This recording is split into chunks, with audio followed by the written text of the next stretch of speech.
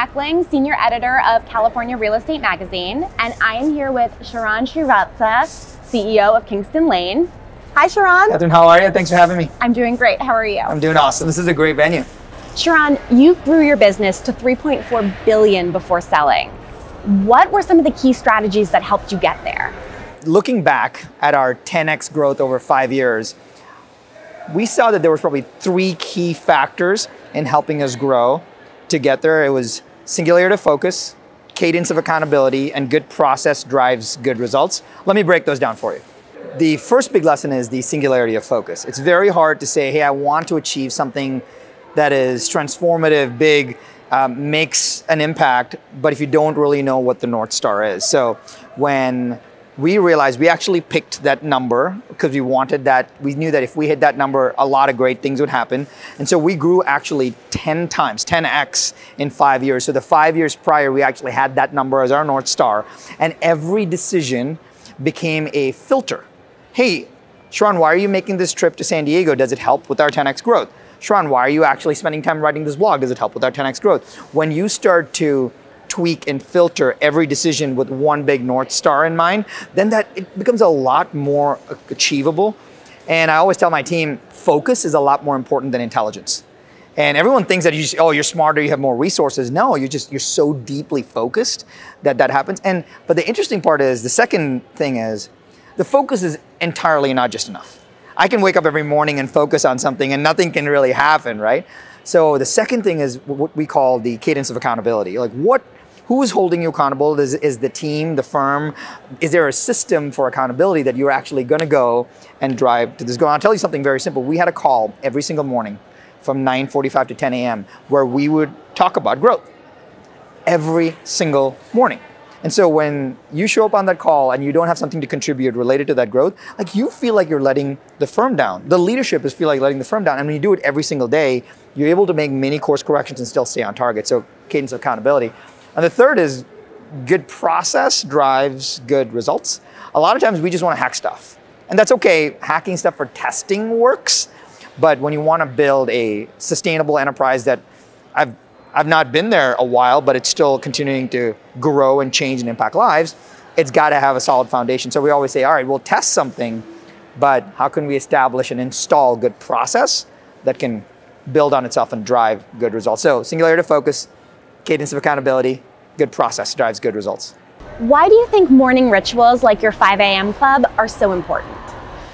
So the interesting part about salespeople and the service industry that we're in is that we get into this business for 2 big reasons. One, we believe that there's this uncapped income and impact potential.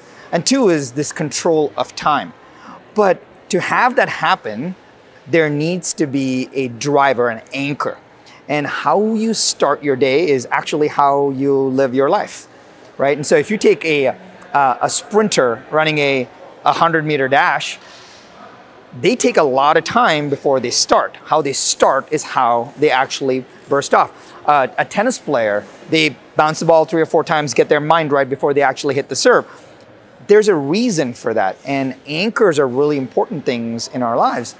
And if we can't have an anchor, it really starts to throw off our day. So if one day we're waking up a certain time, the other day we're waking up a different time, our bodies don't know the biorhythms that we need to show up and drive insane success every single day. So if we want to continuously drive a cadence of high performance, we just need to prepare with the cadence of high performance. And the funny part is, it doesn't need to be at 5 a.m. or it doesn't even need to be at 10 a.m. I just think it needs to be consistent and designed. It just needs, our bio-individuality is very different, right? And so what works for you may not work for me, but there is something that works for you. And it's our job to totally discover that and believe and install that in our lives. And I think, to me, it's all about, hey, what can I use as an anchor? For some people, it is, hey, can I wake up and it's my baby waking up and that's my anchor? For some people, it is, I need to take my dog out. For some people, it is I'm going to wake up for a call at the 5 a.m. club call. Whatever it is, I think there needs to be an anchor, because without an anchor, you don't get peak performance. Sharran, what advice do you have for realtors who are trying to grow their business, but also maintain time and space for their family? Yeah. So the first thing we need to realize is that structure sets us free. There's this great saying, we teach people how to treat us, right? We really do. We teach people how to treat us. So a lot of times an agent will tell their clients, well, call me anytime. Well, that's extremely unhealthy, because we've figured out that if we tell a client that, they'll think we're ultra responsive, but then later the next day we say, oh, my clients just call me all the time. I'm like, well, you told them to, right? I actually believe that when we can establish structure for ourselves, when we can have respect for our own routines and structures, we're able to communicate that thoughtfully to others.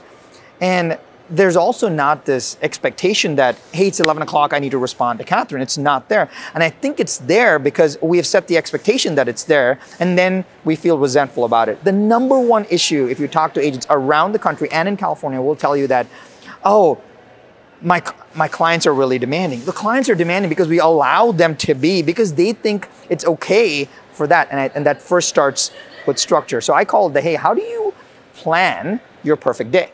Now, this is not the woo-woo planning of perfect day, but I think a good day involves a few things, right? How do I drive new opportunities today? I hate calling it prospecting, but how do I drive new opportunities today? How do I serve the opportunities that I currently have? And then how do I become better and improve my skills and capabilities? I like those three big buckets. And I always tell agents around the world right now, hey, how are you going to drive new opportunities today? Let's take care of that first. Then, how do you serve the ones that you already have? Because that's almost money in the bank. And third, how can I become a better person, a better professional, my personal professional growth, so that I can turn around and tomorrow can be better than today, right? So we teach people how to treat us, and then structure sets you free. What are some of the signs of a healthy work culture? So culture, everybody thinks about culture being this ethereal thing, right? And I actually think about culture very differently. I believe that culture is cadence. You don't just wake up one day and have great culture. You actually have to show up and work at it every single day. And so I'll give you a very simple example. We have, when we had 22 offices across 450 miles, I couldn't physically be in all of these spaces.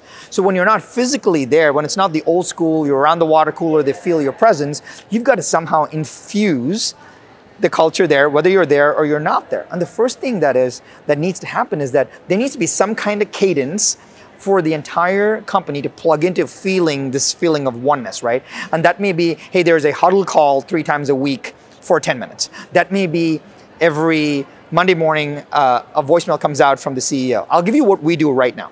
We have our huddle calls every single morning at 9:30. From 9:30 to 9:45, the entire team gets together on video conference. I don't even care if you or I are wearing a baseball hat. I do not care, because culture is way more important than everything else. But they know that at 9:30 in the morning, we're all on, right? On every Monday morning, I write an email to everybody and I call it the kickoff. And I share my thoughts for the week to infuse more culture into the company. And I do that every Monday. And there are times when, like, once I skipped one and I got an insane number of responses saying, hey, did you take me off your list? What happened? Etc. And then every Friday at the end of the week, my CEO does a recap. He does a top 10 for the week. And he says, here are the top 10 accomplishments this week. So if I could summarize culture in 2 pieces, it would be culture is cadence. What are you actually doing? That is continuously like a layer on a layer on a layer on a layer that stays and brings and elevates the feeling of the firm, because they're plugged into the hive. And the second most important thing is you get what you celebrate, right? So at the end of the week, everyone is like, oh, what are your goals? How are you going to do that? Culture is not about motivation. At the end of the day, you got to celebrate what you accomplished as well. And that's why we do this top 10 recap. So I always say, let's get the cadence right and let's get the celebration right. And when you have those two working in harmony, powerful things happen with your culture. Are you having a good time at REimagine, and why do you like coming to the show? I love REimagine. I love coming to the event every year. And I think what happens for most people in our industry is that they go into their little boxes and they want to serve their clients very well. And then there's no real formal chance to come out and see what is happening with the world, with technology, psychology, capability, speakers, that I can take those back, reinstall my business so I can go serve my clients better. And that is one of the main reasons why I love coming to REimagine, because I get to see some industry changers around who are sharing best of breed ideas on what they're working on, but also the new technologies and the psychologies that we can take and install in our business right away so we can serve our clients better. So wherever you are, whatever you're doing, I think every single person should be at REimagine every single year. Well, that's really great advice. Thanks so much for your time, Sharran. It was really such a pleasure having you. Awesome. Thank you for having me. Great. And stay tuned for more content from REimagine.